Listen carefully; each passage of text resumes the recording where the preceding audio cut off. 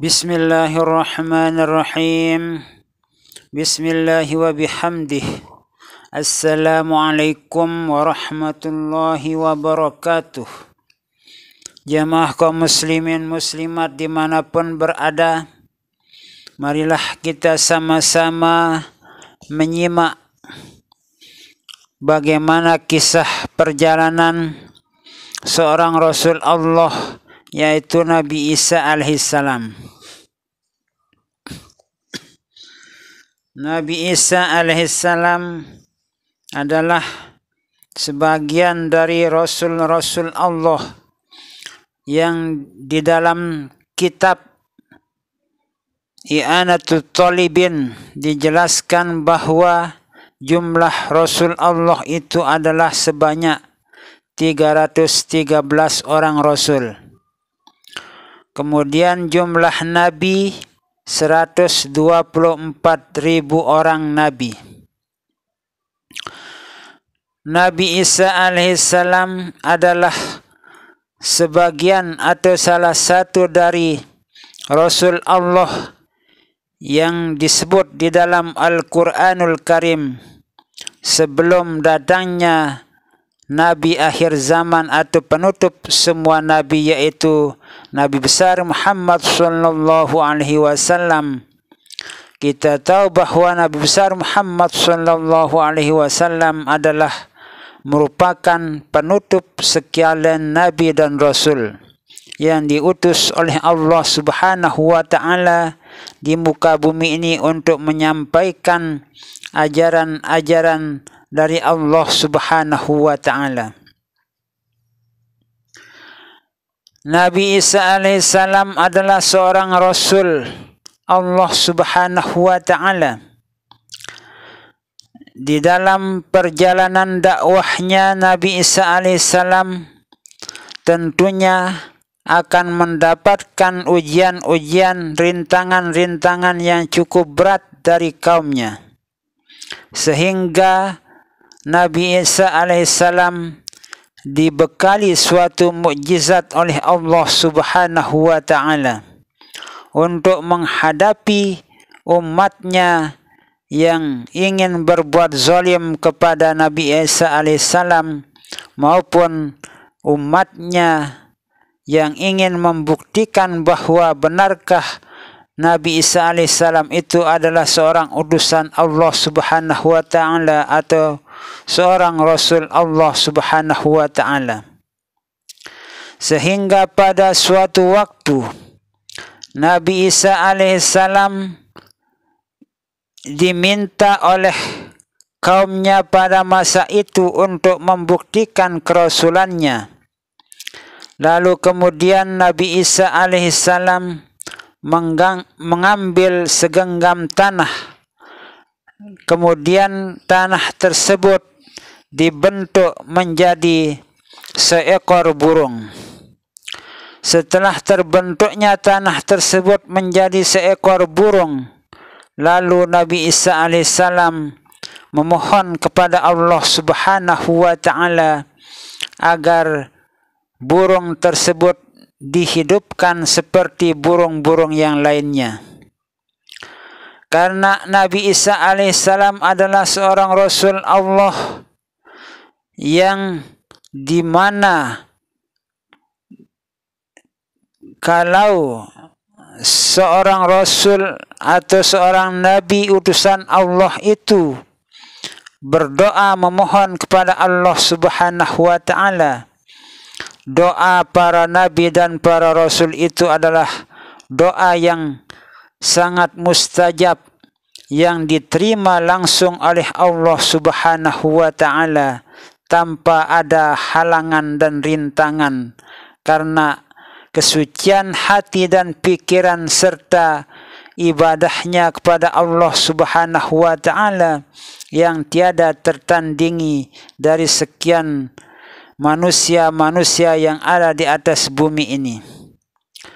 Lalu kemudian Nabi Isa alaihissalam itu setelah memohon kepada Allah Subhanahu wa Ta'ala agar burung yang terbuat dari tanah itu dihidupkan oleh Allah Subhanahu wa Ta'ala, lalu dengan izin dan kekuasaan Allah Subhanahu wa Ta'ala yang maha kuasa, yang maha mampu atas segala sesuatu yang dikehendakinya, dan terjadilah apa yang dikehendaki oleh Allah Subhanahu wa Ta'ala, bahwa burung itu bisa bergerak, bernapas, terbang seperti burung-burung yang lain. Lalu kemudian pada waktu yang lain Nabi Isa alaihissalam sedang berjalan-jalan di dekat kuburan. Didengarnya seorang perempuan sedang menangis. Lalu perempuan tersebut ditanya oleh Nabi Isa alaihissalam, "Wahai Fulanah bin Fulan, apa yang menyebabkan Anda itu menangis? Saya dengar dari tadi selalu menangis dan terus menangis di kuburan ini." Lalu kemudian Nabi Isa alaihissalam dijawab oleh si perempuan tersebut, "Yang menyebabkan aku menangis ini adalah karena yang ada di dalam kubur ini adalah anakku yang aku cintai dan sudah mati dikubur oleh masyarakat yang ada di sini.